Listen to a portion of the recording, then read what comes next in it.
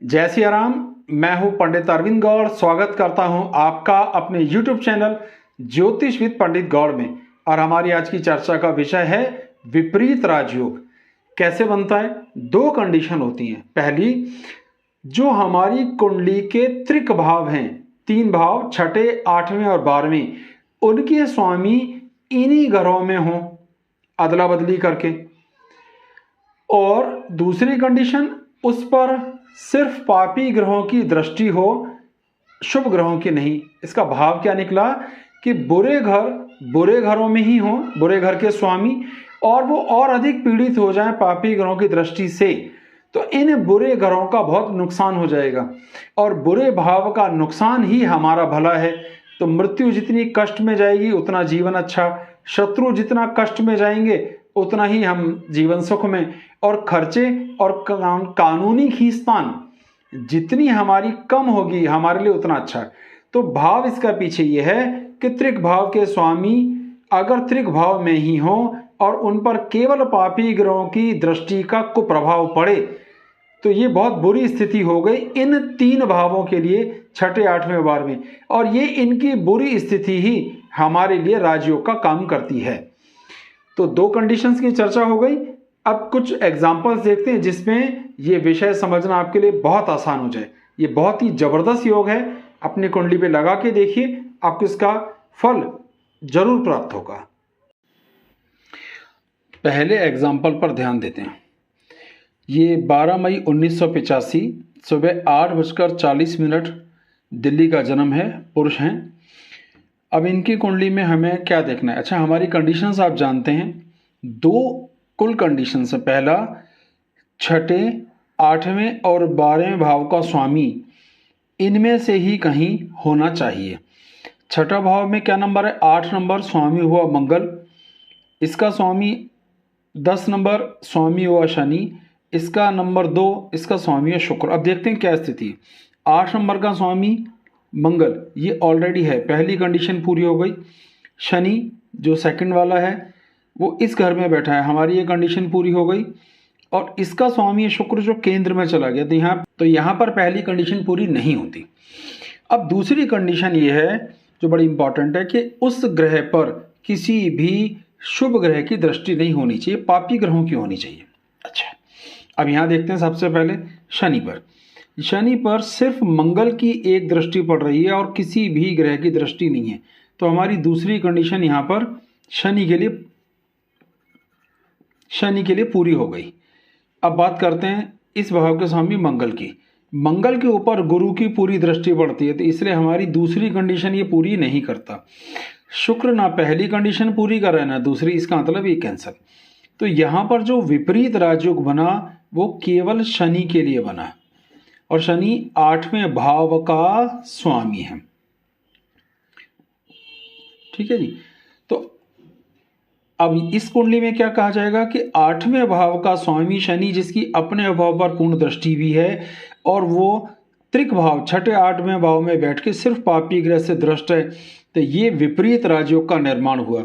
8वें भाव से हम यात्राएं, धन संग्रह, बहुत ज़्यादा भागदौड़, तरक्की और लंबी उम्र की संभावनाएं देखते हैं। तो जब भी दशा अंतरदशाओं में शनि का समय रहेगा, बहुत जबरदस्त फायदा विपरीत राजयोग का देखने में आ सकता है। दूसरा एग्जाम्पल लेते हैं। यह है 4 जनवरी 1983 9:20 सुबह दिल्ली का इनका जन्म है। अब इनकी कुंडली में ध्यान देते हैं। ये छठा भाव है, यहाँ 3 नंबर, और 3 नंबर का स्वामी हुआ बुध। ये 8वां भाव 5 नंबर, इसका सिंह राशि, इसे स्वामी होता है सूर्य। और 12वें घर 9 नंबर का स्वामी यानी धनु राशि हो गया गुरु। पहली कंडीशन के इन तीनों को 6, 8, 12 में होना चाहिए। 3 का स्वामी बुध यहाँ है केंद्र में, ये पहली कंडीशन ही पूरी नहीं होती। 5 का स्वामी सूर्य 12वें घर में, ये कंडीशन पूरी होती है। और इसका स्वामी 12वें का स्वामी ये रहा, ये भी कंडीशन पूरी नहीं होती। ये दो तो पहली कंडीशन में ही फेल हो गए। दूसरी कंडीशन ये है कि सूर्य पर सिर्फ राहु की और शनि की दृष्टि है, तो ये दोनों कंडीशन इसने पूरी कर ली, केवल पापी ग्रह। और लग्न को बलवान होना चाहिए, लग्नेश अपनी उच्च राशि में है। तो ये 8वें भाव से विपरीत राजयोग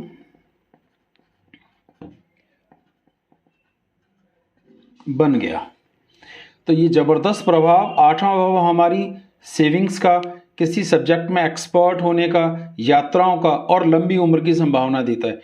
ऐसी दशा अंतरदशा आने पर जब सूर्य का योग बनता होगा या दशा अंतरदशाएं आएंगी तो बहुत जबरदस्त फायदा देखने में आ सकता है। और जन्म कुंडली लेते हैं एग्जाम्पल के लिए। 23 अगस्त 1978 8:27 सुबह दिल्ली का इनका जन्म है। अब इनके छठे भाव का स्वामी 11 नंबर ये होता है शनि। 8वें भाव का स्वामी 1 यानी मेष राशि, इसका स्वामी होता है मंगल। 12वें भाव 5 नंबर सिंह राशि, इसका स्वामी होता है सूर्य। पहली कंडीशन है कि इन तीनों ग्रहों को इनमें ही होना चाहिए। इसका स्वामी शनि ये रहा, पहली कंडीशन पूरी हो गई, त्रिक भाव में ही है। इस भाव का स्वामी मंगल यहाँ है, ये कंडीशन पूरी नहीं हुई। और 12वें का स्वामी 12वें में, ये कंडीशन पूरी हो गई। दूसरी कंडीशन, इन पर किसी शुभ ग्रह की दृष्टि नहीं होनी चाहिए।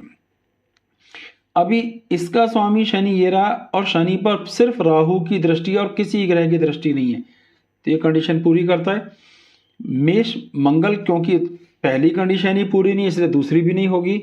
सूर्य राहु के साथ तो है पर चंद्र भी साथ में, इसलिए ये कंडीशन दूसरी पूरी नहीं हुई, तो यहाँ आउट हो गया। ले देके एक ग्रह जिसने ये विपरीत राजयोग बनाया वो है शनि। ये छठे भाव का स्वामी है, तो छठे भाव से ये राजयोग का निर्माण, विपरीत राजयोग का निर्माण हुआ। छठा भाव शत्रुओं पर विजय प्राप्त करने का है।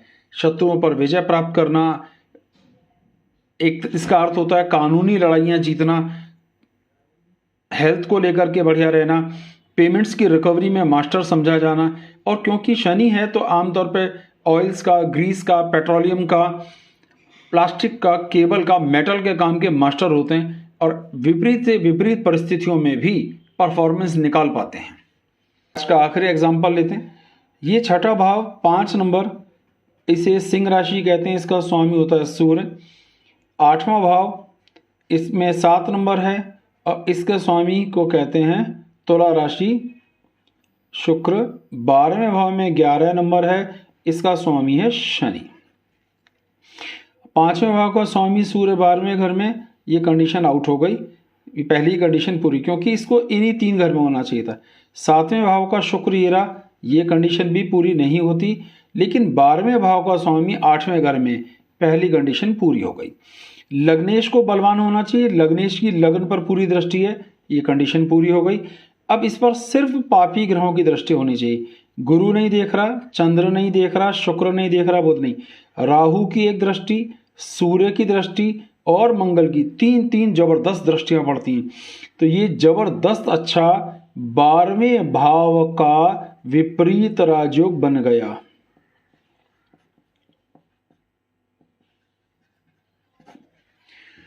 जिसका जबरदस्त लाभ होगा। 12वें घर से हम देखते हैं खर्च करना, बहुत सा धन खर्च करना, बहुत ही सुखी जीवन जीना, धन खर्च करके आनंद का अनुभव करना। अब खर्च तो वही कर सकेगा ना जो कमा सकेगा, तो कमाने का योग भी बहुत बढ़िया हो जाता है। तो धन कमाते बहुत अच्छा है, खर्च करते हैं, लग्जरियस जिंदगी जीते हैं, यात्राएं करते हैं और धार्मिक भी बहुत होते हैं, यानी धर्म कर्म के लिए भी बहुत कुछ पैसा खर्च करते हैं। तो जब भी ऐसी दशाएं होंगी जिसमें शनि का, मंगल का या सूर्य का कोई लेना देना या राहु का टाइमिंग आएंगे, तो इसका जबरदस्त लाभ इन्हें देखने में आएगा।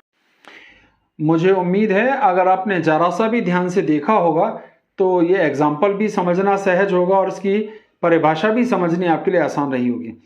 अपनी कुंडली पर इसे लागू करके देखें, इसका अच्छा प्रभाव आता है। और पर जो कंडीशन है उनमें ध्यान दिया जाना। देखिए, किसी भी तरह के योग के लिए लग्न का बलवान होना बड़ा जरूरी है, लग्न या लग्नेश की पोजीशन।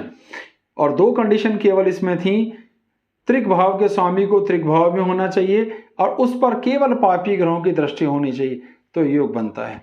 इसी वीडियो से संबंधित कोई प्रश्न आपके हृदय में है जरूर पूछिए, मुझसे जितना संभव होगा मैं उसका उत्तर देने का प्रयास करूंगा। बहुत बहुत धन्यवाद। जय सिया राम।